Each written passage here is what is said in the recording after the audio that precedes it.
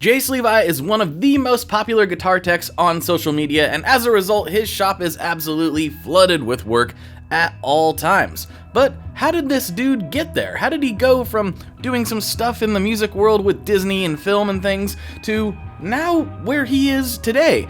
A very, very popular guitar personality and a very, very established guitar tech. That's what we talk about on this episode, and I think you're really going to enjoy this conversation. But before we get into it, I just want to remind you that this is primarily an audio-based show, so if you've been wanting to have guitar conversations in your ears while you're maybe commuting or doing other things, you can go to Spotify, Apple, or wherever, and you can get 400 plus episodes of this podcast. But if video is your thing, well, you're in the right place, so like, comment, subscribe, all that good stuff. And without further ado, let's get into this interview with Jayce Levi from world famous Repairland. Here we go.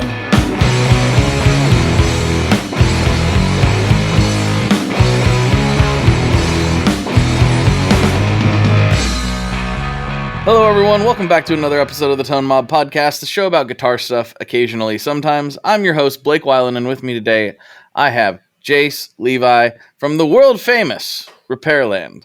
What's going on, man? I'm here live right now. That's right. In the world famous Repairland. Dude. And it's a studio too, as we can see by the tape machines and everything you got going on back there, which I think a lot of people may not be as aware of as the repair stuff. No, well, I'm kind of figuring out the best way to do the studio because I don't really like the traditional recording studio model where it's like people bring in their gear and then you got to pay to set up and you got to pay all this stuff. So I kind of want to just have everything set up and all the instruments in here. And then you just pay to like hit record and everything's already set up for you. Ah, yeah, I got you. So I've been kind of figuring out how to do that. But some people are very picky. So perhaps it's not for everybody. Right. But, it'll work for people who just want to make a song. So yeah, well, there's a lot of those people. There's a lot. Like not everybody's a big gear nerd like me. So it makes sense. Yeah. But you know, I wanted to get into your story because I became aware of you. Excuse me. When you became a Stringjoy dealer, and I started following your content, and I was like, oh, this is great. It's not only like a behind the scenes look at what goes into repairing an instrument, but it's also just very entertaining the way you present everything. And I assume that the videos that you're posting are not your first time repairing instruments. So what's your story? When did you get into playing and music, and how did you end up owning the world famous Repairland? There wasn't like a direct shot at it. I started out in like writing songs and stuff and producing a little bit, but mostly songwriting. And my like big break first was I wrote for a band that was signed to the Disney Channel, and then I wrote songs for them.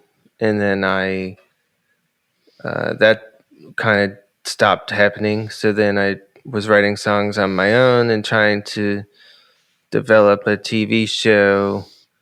And I spent a long time on that. It didn't work out.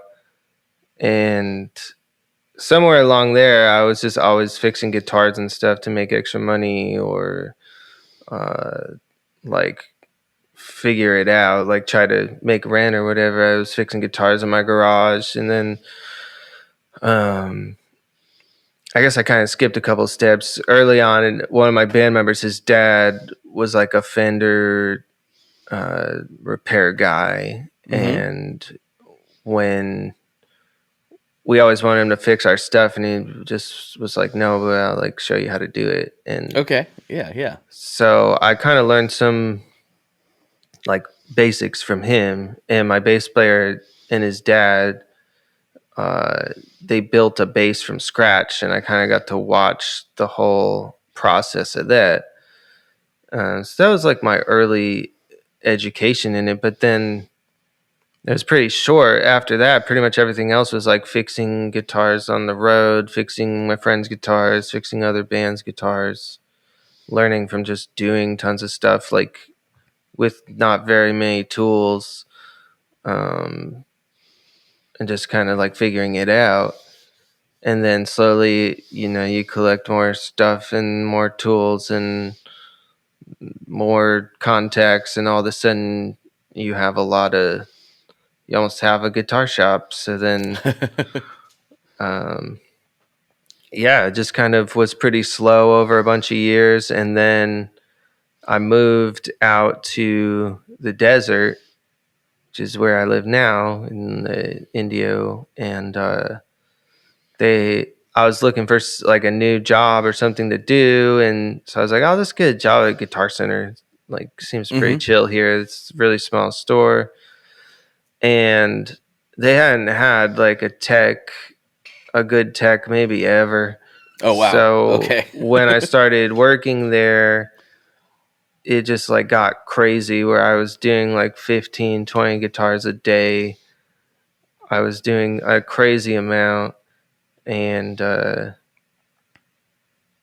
then over time, I didn't really enjoy some of the company's stances on things and policies. So I was like, you know what? I could just have my own shop and do what I want to do and be the repair guy I want to be. And then I did that. And then I talked to the city of Indio, and they wanted to move my shop here too. And they were going to help me out with a cool place downtown. And so I started the process, but the process took about 6 months or so. And so I was kind of stuck with no shop or anything for a while. And then luckily the guys down the street from me, they own a music venue and a coffee shop. They're like, you should do pop-ups here. There you go. And just pop up and repair stuff. So I would bring all my tools down, and then I was in the coffee shop repairing a ton of guitars. And then now I moved in my place, and I have nonstop repairs coming in. People travel from all over to come get their chud scraped off by me. So I did it here in Indio. And Yeah. but I actually haven't even officially opened my doors yet. But I just had so much like demand and so many people wanting repairs. I've kind of been like half open, half repairing every day. And I got newborn at home too, so I'm doing like a lot of stuff. So it's been really cool though. I can't believe like that I'm popular on the internet. Yeah. I don't know. It's a weird coincidence that I'm running into. I was just talking to a friend of mine yesterday. He's actually my strength coach. He just opened his own gym along with some other people after working for other people for years and years, and also just had a newborn. It was years ago now, but it was about 9 years ago now. I started working for myself right about the time I had a newborn, and sounds like you're continuing that trend of people I know having children and starting businesses, which is kind of weird. I know, and then so many things just happen at the same time. But I think like maybe it's having the child that like gives you that extra push to be like, I need to make this happen, and I got to do whatever it takes. Yeah, I think there is something to that where you've kind of been playing with the decision in your mind for a while, and then when you finally make the leap and the baby's on the way or here, you're like, well, I don't have a choice. This has to work, or I have to make something work. Yeah, that's all there is to it. I got to do it, and there's no other option really. I've already set down this path, so I just gotta go for it. So it's been pretty exciting though, watching it grow. For the most part, I think How soon did you like decide to integrate the studio aspect in? I know it's not fully open yet, but you're obviously thinking about that, even before the doors are officially open. Yeah. Well, I've always been like an engineer for money as well. Like, you pick. There's only so many jobs out there where you can like pick up, especially in the desert, to like make money. So I just kind of like found a niche of like, like engineering works out pretty well, and I had a lot of experience from songwriting and stuff from doing it. So I started engineering at places out here, and then all of a sudden, since there's not like a lot of people engineering out here on like a pro level, I started doing really big engineering gigs for like TV and movies and Fox and Netflix and HBO and all this Cool. stuff. And I didn't really have like that much gear at the time when I started, but then slowly like just things started happening and I was like, okay, now I have enough.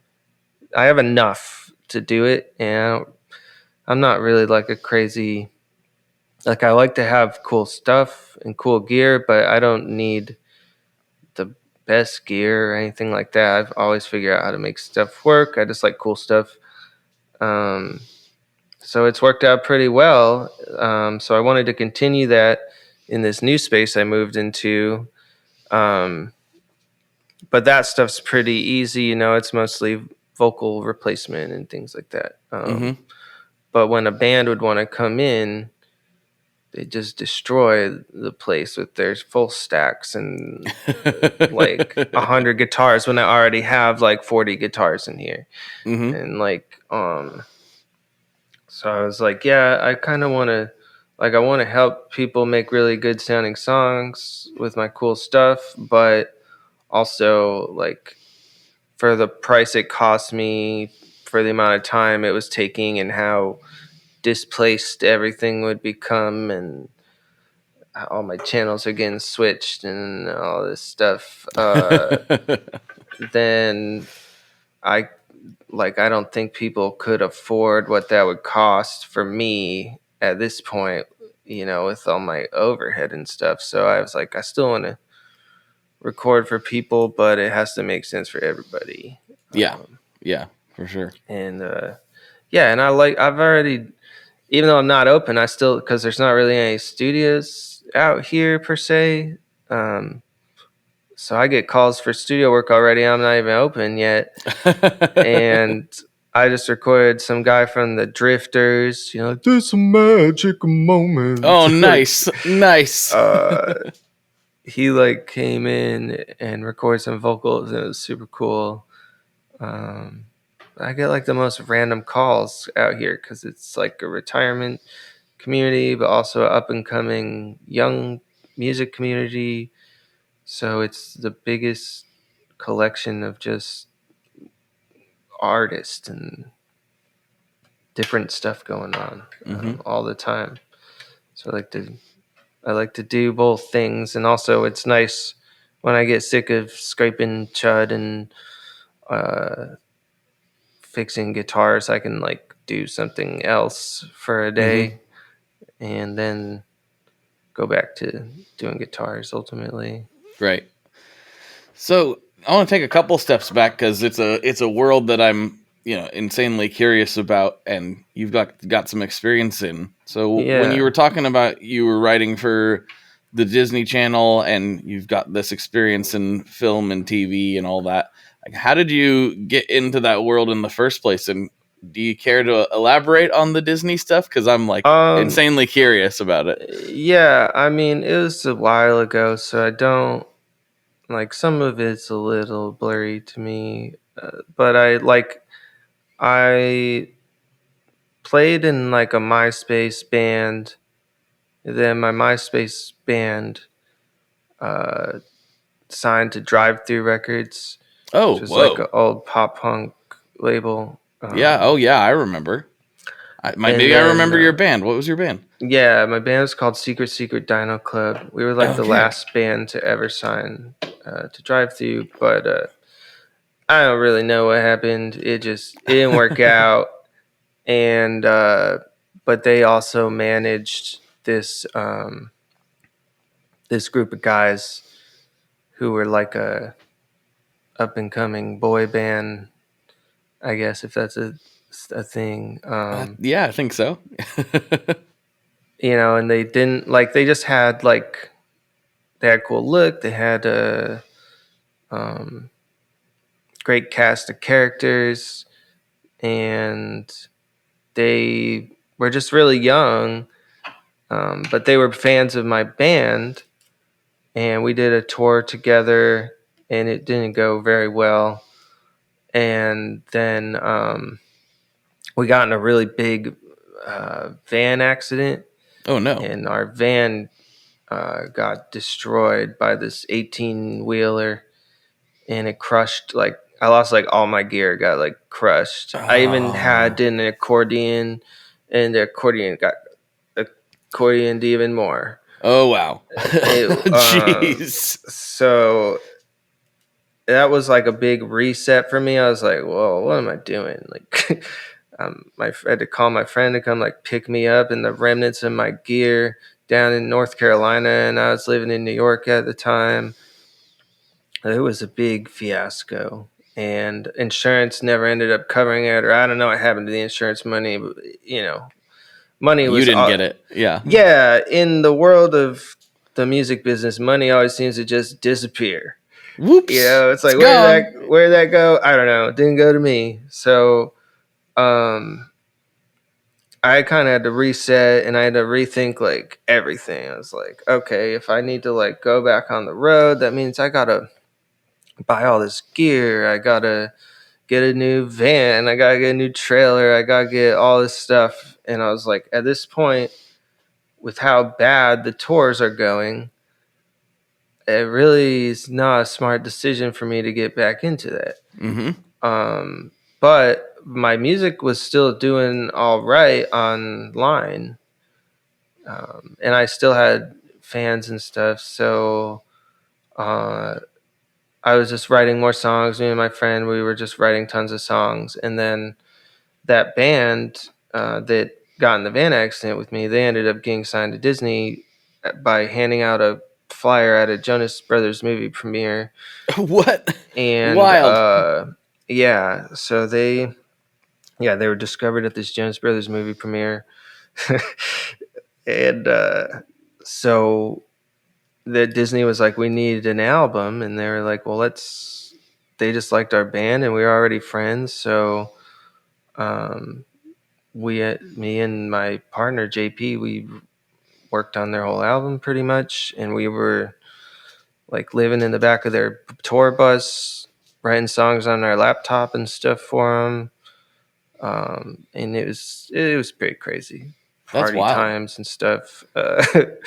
Yeah, but it was fun, and they did pretty well. And then over time, the relationships in the music business are hard to manage, I think. So things didn't work out with them and the label over time, and so that kind of left me with like, okay, well, what's next? Because now, and record labels, they change up their staff a lot. So when like a new staff comes in, they just kind of clean house. Mm-hmm. And so all the people that you knew that were like going to bat for you, they just go away, more or less. So Yeah. you hope they go somewhere else, but a lot of times they don't. That's it. So once that ended, we had to kind of rethink something else to do, and started trying to write for more artists and develop kind of our own thing. But yeah, we had a group called Astro Safari USA. We did pretty well online, and we went to the UK and we played all over. And then we had signed a production deal with Buna Murray Productions, who made like the Kardashian show, and we were going to try to make a show with them, but just never really worked out. Then after that, I was like, I don't know what to do because I have such a weird selection of skills. Yeah. You want a Disney song or a weird pseudo reality show guy? Call me. Other than that, I don't know. I don't know what you want from me. So, um, yeah, I just had to start kind of making my own path, not relying on anybody else really. Um, just building things on my own through relationships and hard work and doing what I could to get by with the skills that I had. And eventually the guitar skills just kind of took over everything else. And it became a much less stressful environment for me and a much better outlet of my art to just do guitar repair. So now it's like all I think about all day, and other than my little baby, it's my life now. So Mm-hmm. I enjoy it so much. And then you started posting videos. Did you do that with the intent that, hey, this is just what we do now? We live in this internet age where, everybody's got to make content. Or was it just like, this seems fun? What was the thought No, process there? well, I was just like, um, just locally in town. I was like, I want to get some more business because a lot of people don't know I'm here, or they don't know it happened after I left the local guitar center or whatever. So I was like, I'll just make some videos of the repairs I'm already doing. And then I tried like making a tutorial, and I was like, I don't think that's what I'm supposed to do. There's lots of people who teach tutorials, and I'm like, I don't really know that I would trust a lot of people doing the same things I'm doing all the time, Right. like on their own, and I don't want that kind of responsibility. So I'll just show the stuff I do, and I don't need to necessarily teach people. Like, hopefully you learn something just by watching that, but yeah, I didn't really want the responsibility of doing tutorials, so I just started talking about what I was doing. Mm-hmm.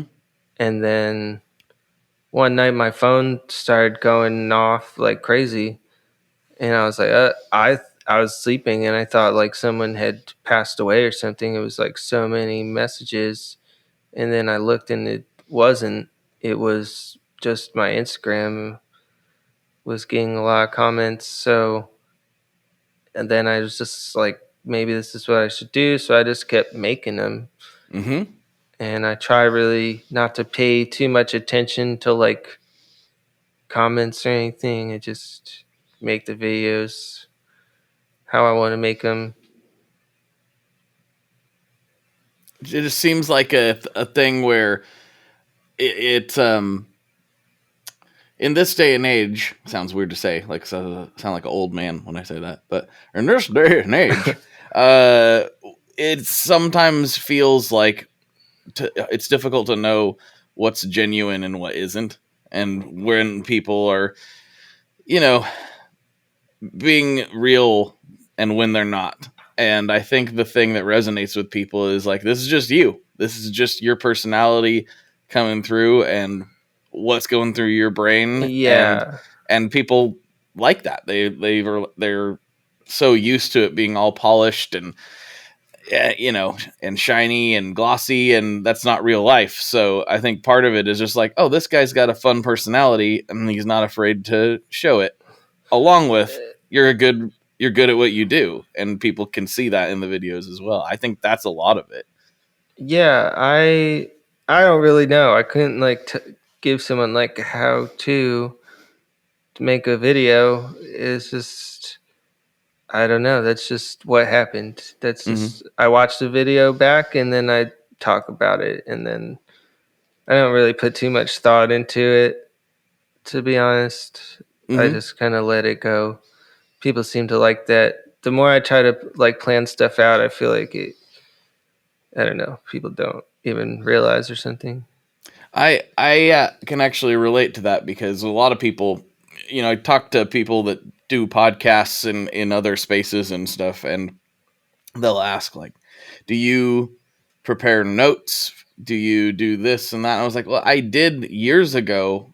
Like, for my first couple, I had a big list of notes. So make sure I got to get through all these questions. And what I realized was happening was I became too focused on getting through the questions and reading the questions that I'd prepared, and not just letting the conversation do its thing. So, I mean, I maybe did that 2 or 3 times, out of 400 and whatever episodes I've done now.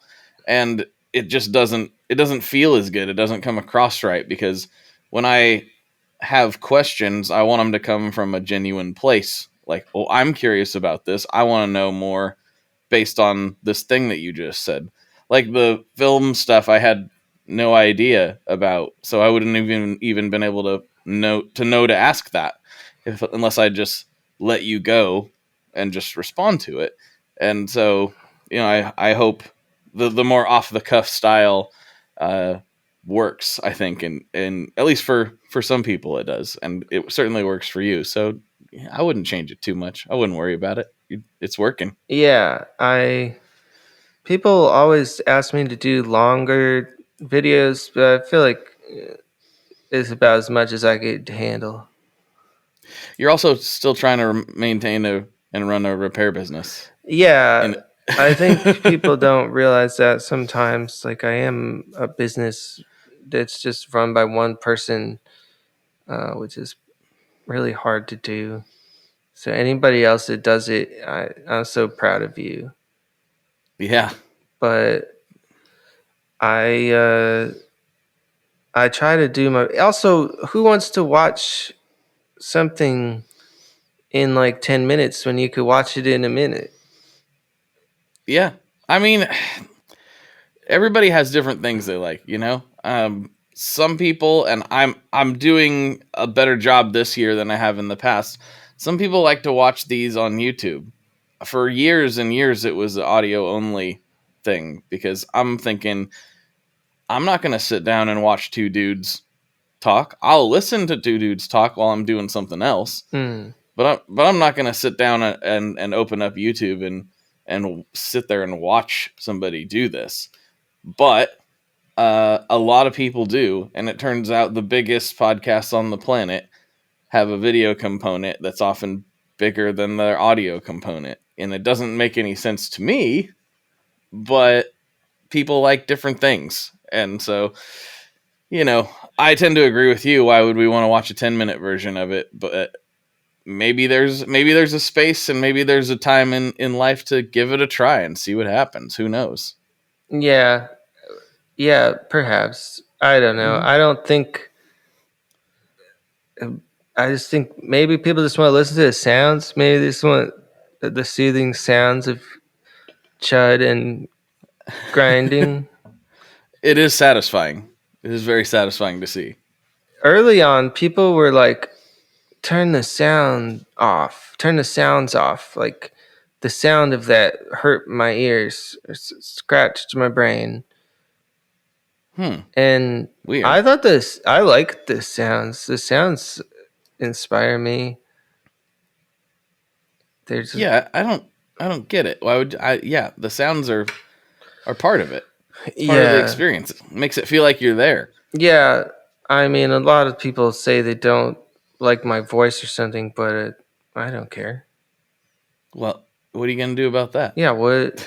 Okay, let me go get a new one. Well, just like, I don't know, just read then. I don't know what you want. Or just leave. Just go away. Yeah. If you don't like it, there's a whole internet of content for you. I'm sure there's something you like out there somewhere. Leave me alone. I don't know why it makes people so upset. Like, especially like older men.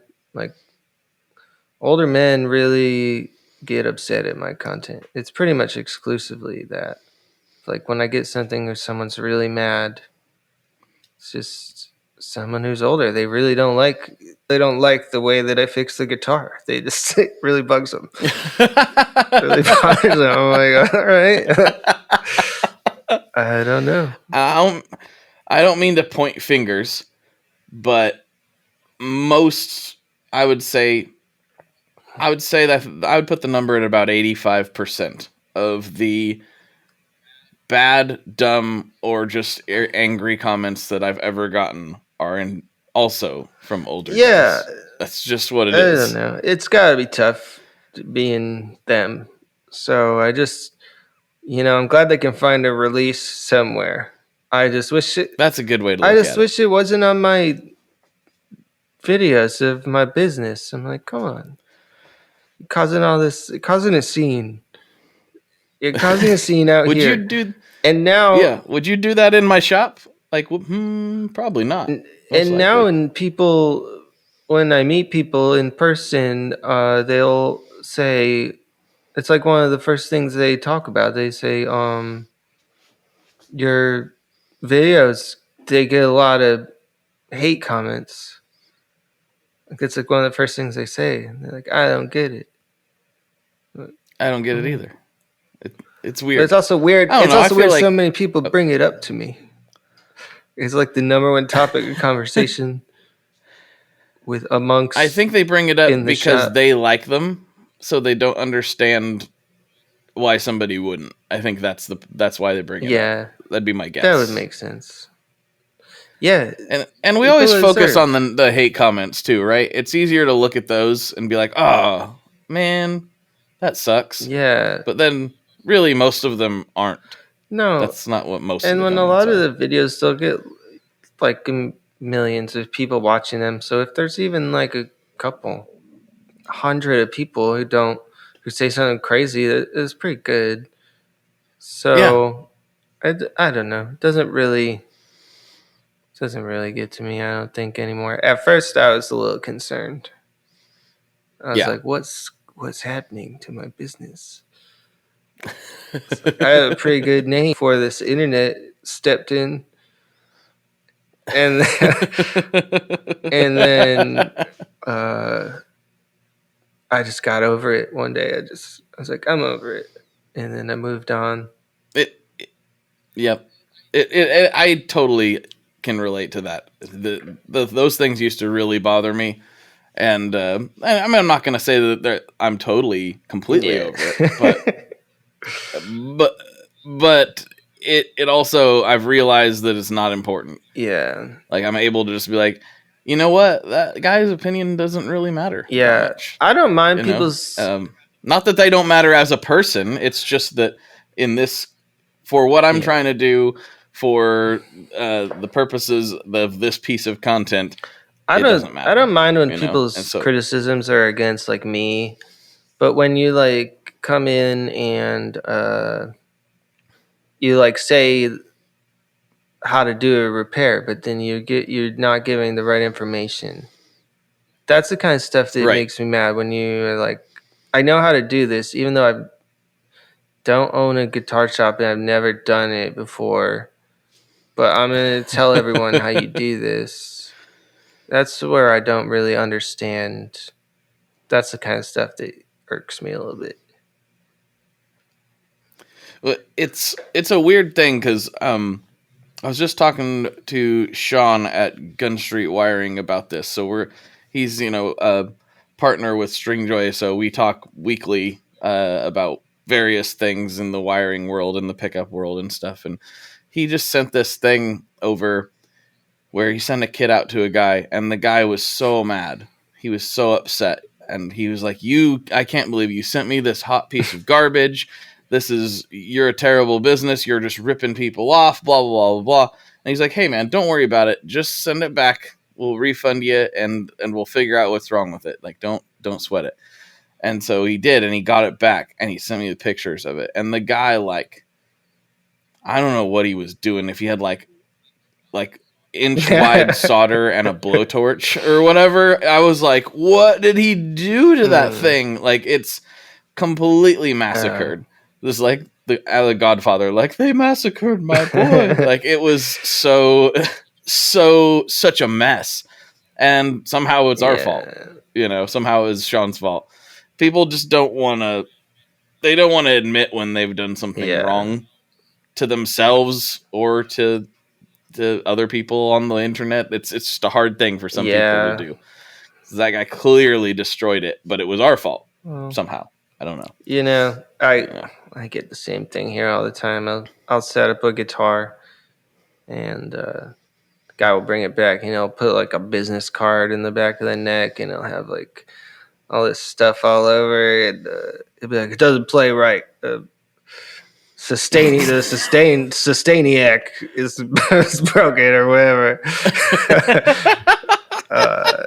And I'm just like, oh, jeez. I don't know what to do. I don't know what to tell you. I fixed all the problems. You left my shop saying it plays great, and now I don't know what you're doing, but you took it apart and managed to somehow make it the worst guitar ever. And then I don't know. What are some of the crazier things you've seen come through the shop? Whether that's like an insanely bad repair or just like, wow, this instrument's wild. It was owned by Waylon Jennings or something. Oh my gosh. What are some of the highlights? Like, because it's the desert, so anything could happen here. Like, any guitar could walk through the store. Like, I had one. I don't want to say the name of the guitar, but so this guy from the Hells Angels. This is when I worked at Guitar Center, actually. But this guy who was in the Hells Angels, he came in with this crazy road case, and he's like, "I need you to do me a solid real quick." And I was like, "Okay, sure thing." So I opened up the case, and it's one of Jerry Garcia's guitars. And I was like, whoa. So he's like, yeah, man, I don't know what happened. I was playing around with it this weekend, and I messed up the electronics. So I was like, okay. But kind of a threatening vibe. He's like, yeah, you can fix it. And I was like, yeah. So he's like standing over my shoulder like a hawk, watching me, and I like open up the back plate, and it's like a rat's nest of wires. And I'm like, this is just like really cool, but also this is like probably the worst thing ever. Because like I'm pretty good at electronics, but I'm not like, I'm more of a restoration guy, so I just take a guess. I'm like, start soldering a couple things that looked loose. Screwed it up, I plugged it in, it worked. And I was like, all right. And he put it back in the case. He handed me like a bunch of cash. And he was like, you did one for a brother. We owe you one. Okay. So, yeah, I haven't taken him up on that yet. Well, yeah. I don't even know. Somebody owes you money or something. His name or anything. I didn't go through any paperwork or anything. I just did it. So, yeah. That was probably one of the craziest ones. That was the most memorable one to me. I'm sure. I think. There's so many questions that you obviously don't have the answer to that come out of that, though. I try not to ask him. I just know that, like, that guitar was, like, I can't get it out of my mind now. Like, it was the craziest guitar I've ever felt. The presence it had was just, like, something else. And the way it played, and you're like, why did that guy played, have it? What was he doing? I'd never felt something that played like that before. It changed all my thoughts about what a good guitar was. Like, really? Because I'd played with some really cool guitars, really awesome playing guitars, but the way that one felt was like a whole different instrument that felt like no guitar I ever felt before. It was just... Was it like the neck profile or just like what It about was it? like flat. It was flatter and a little wider, but didn't feel too big, and it didn't feel like an Ibanez. It felt like almost like this indestructible piece of machinery. Like you could, and it only had tens on it, but I felt like you could pick as hard as you wanted, and nothing was going to happen to the guitar. It was just so solid, and the notes came Wild. out so clear, like piercingly clear and pure. Like you could check up the tuner, and each note was like exactly on.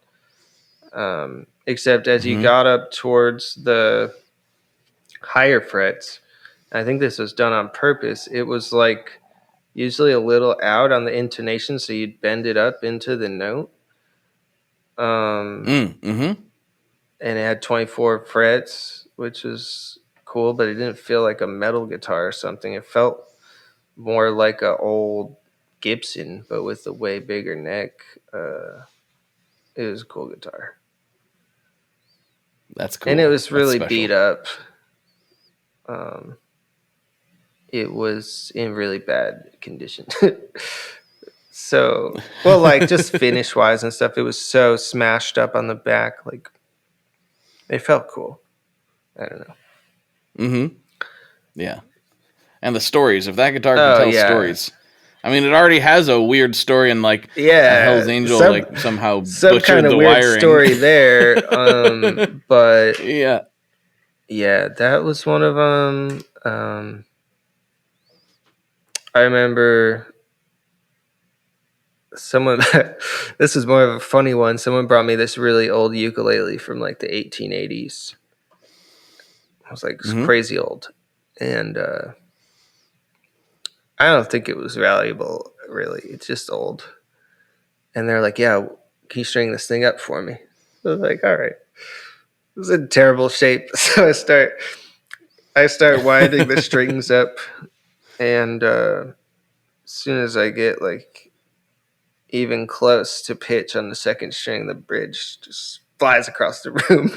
Just snaps off. Oh no. Just went, like it pulled off the strings, like pulled right through it. It just like the whole bridge just went flying across the room. And I was like, and the guy was standing right there, like when it happened. And I was like, I don't know. And you're like, well, you're in the I right was like, place, well, buddy. I could fix that.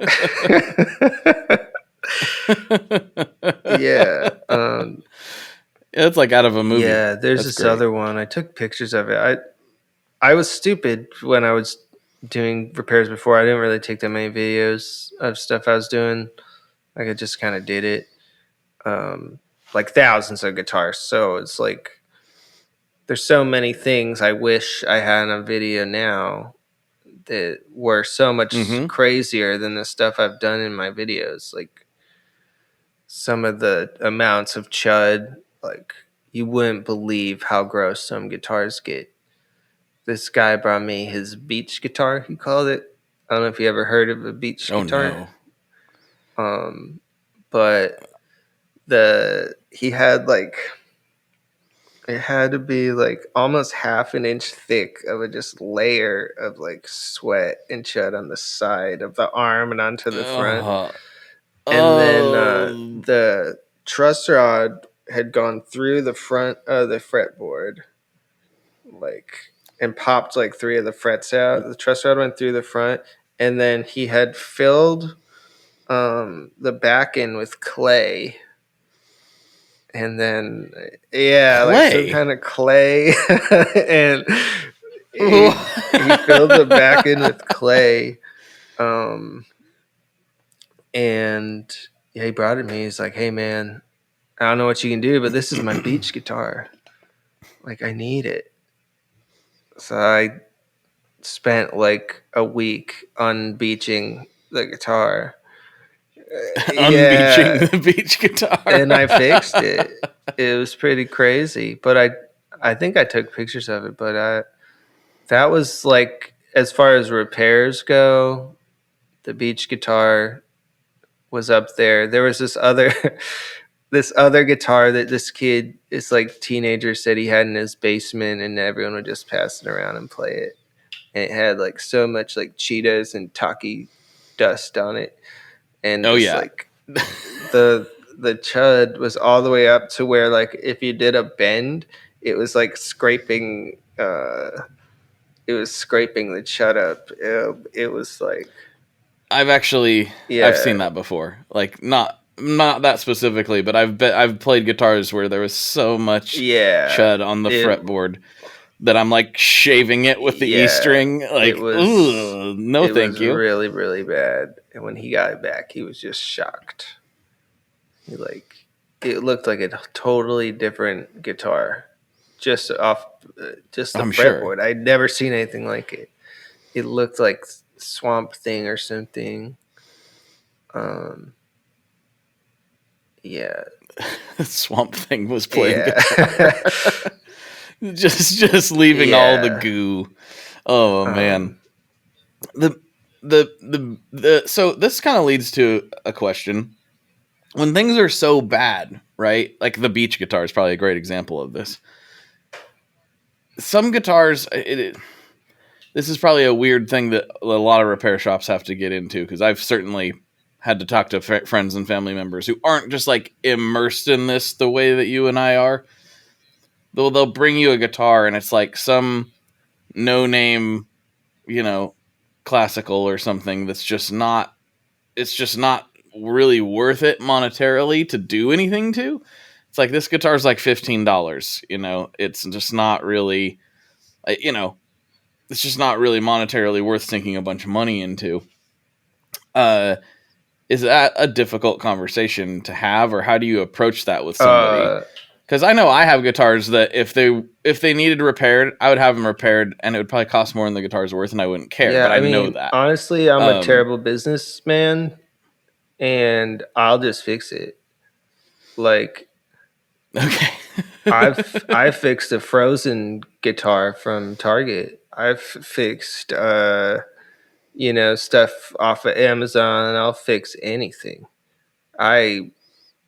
Once I see it and I know that it needs to be fixed, I have to do it.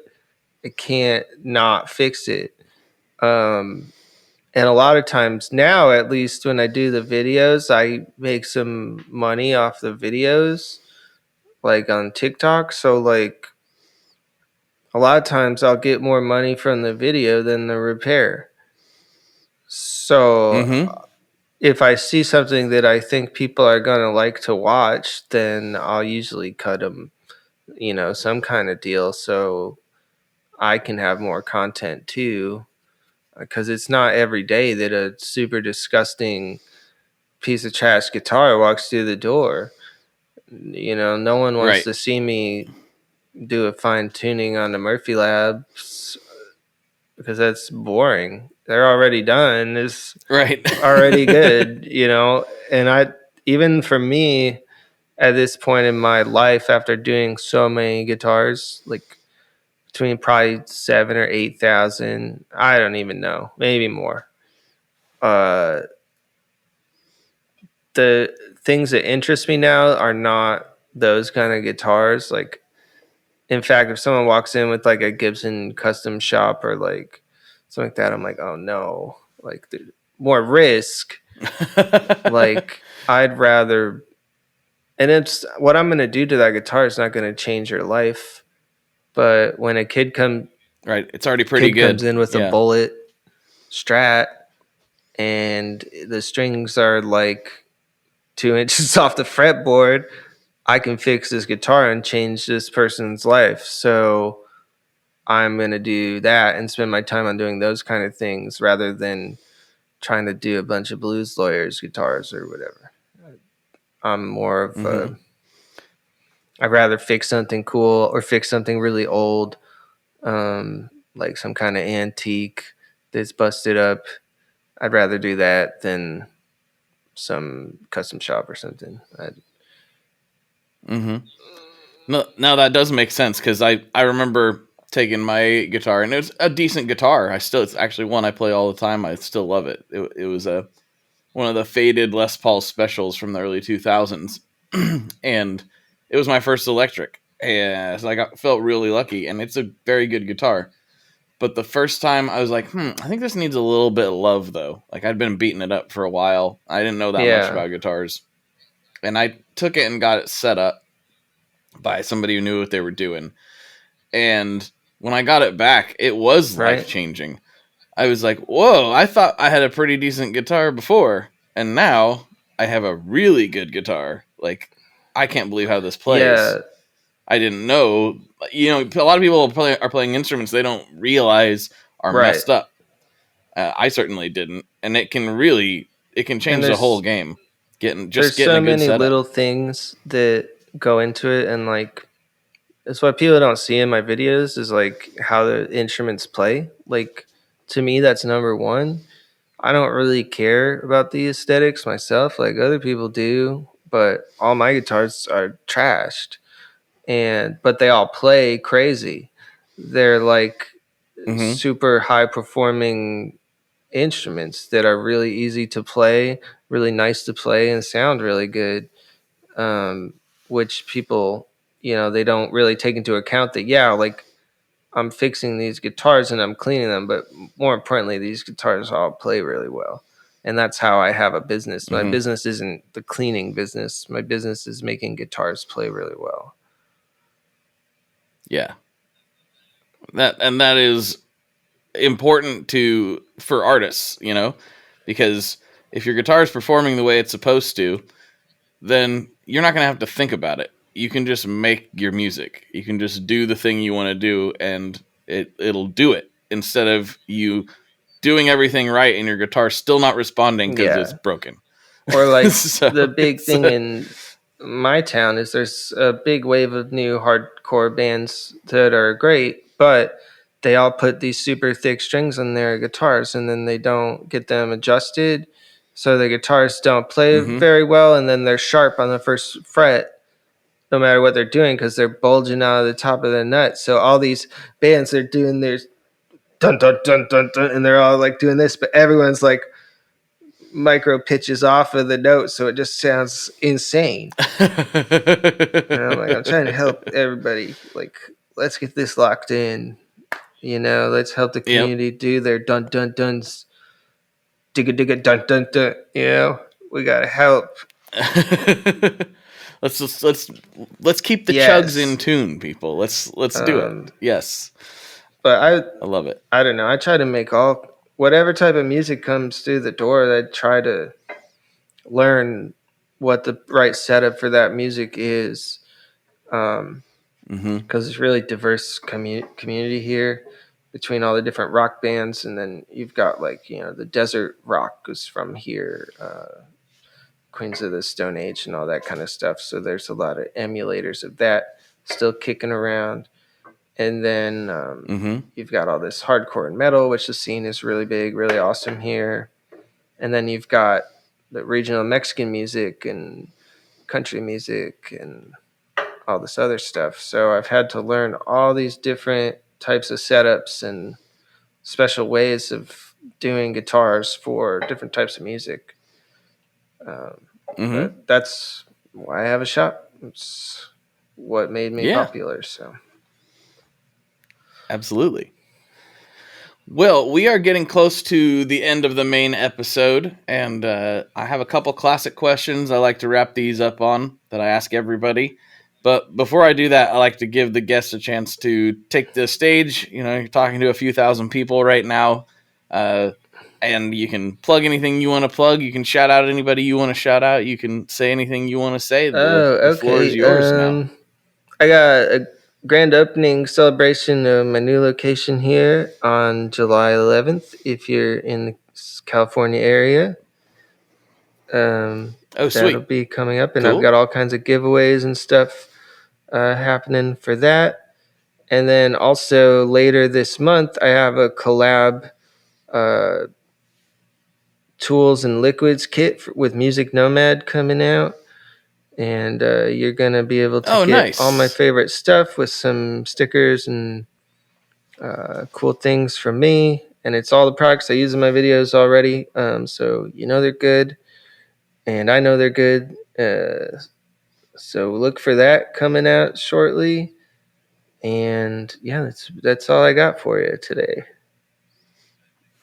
Music Nomad makes really good stuff. They are not a sponsor of this podcast. I'm saying that just straight up. I have some of their stuff. They make really good stuff. I did. A lot of people asked me for sprays and stuff, and I was like, well, I don't really want to make my own. There's already a pretty good one, so I just talked to them, and we came up with a little kit of all the stuff I always use, so people can buy the kit. And there you go. It's now I have something to refer people to rather than having to say, here's a list of 30 different products I use or whatever. Here's all the stuff I use. So. Sweet. All right. Final questions. First one. What is your favorite boss pedal?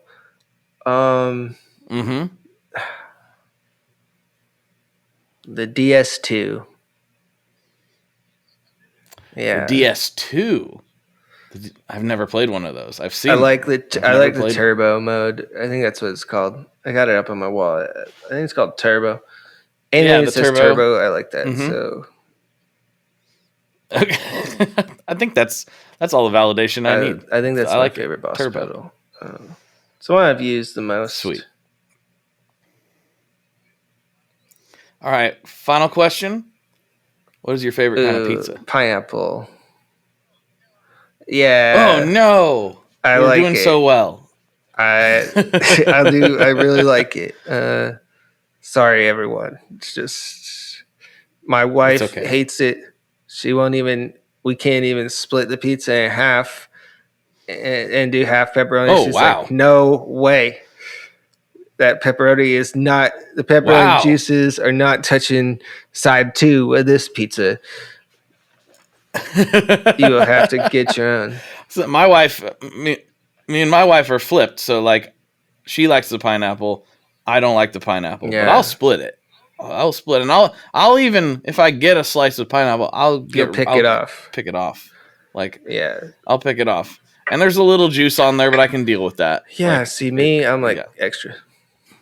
Let's go extra pineapple. I love it. You gotta have it. Love it. Man, what?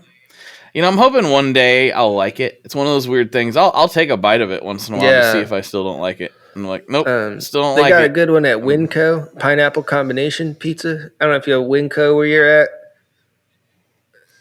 I do, and I've actually looked at some of their take and bake pizzas before, and I thought that looks decent. Like I wonder if just getting a slice on my way out.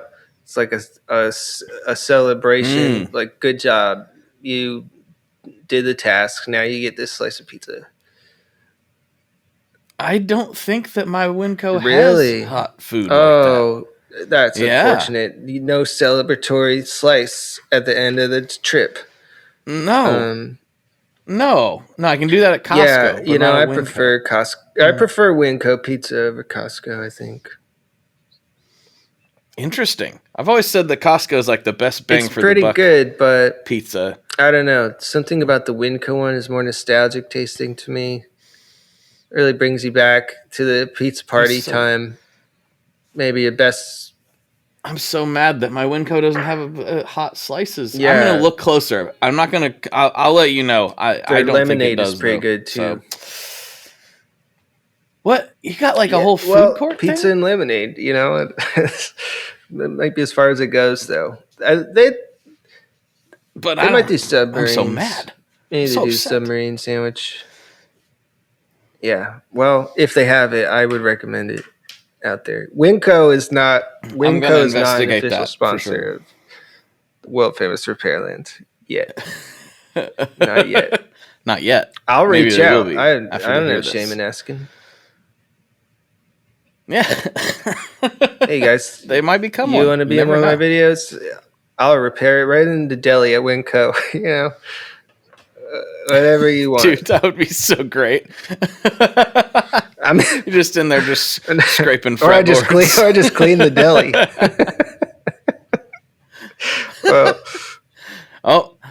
looks like your deli counter's truss rod needs adjusted. I better help give you it guys a out twist. back here. Yep. Get deep in this pizza oven crack. Mm-hmm. Well, dude, thank you so much for coming on. I super appreciate it. And we'll see what kind of shenanigans we can get into on Patreon. Does that work for you? All right, cool. All right, everybody. For Jayce, this is Blake. And as always, folks, good luck and good tones. I like that. All right, folks, there you have it. There's another episode in the can. Don't forget to follow Jayce at World Famous Repairland wherever you do your social media-ing these days. I'm sure he's there. Please don't forget to like, comment, and subscribe on this here YouTube channel if you'd like to get more of this stuff showing up in your feed. And don't forget, you can get the audio podcast wherever you listen to your podcasts at. And I publish those every Monday, and I have for almost a decade, so you know it's going to be there for you. You can also, if you really like this stuff, you can go to Patreon and subscribe over there for just $5 a month. You will get extra episodes beamed right to your device, and you help keep this thing going, and you get the ad-free feed. Thank you so much, folks. I really appreciate you, and I'll talk to you on the internet very soon. Bye-bye.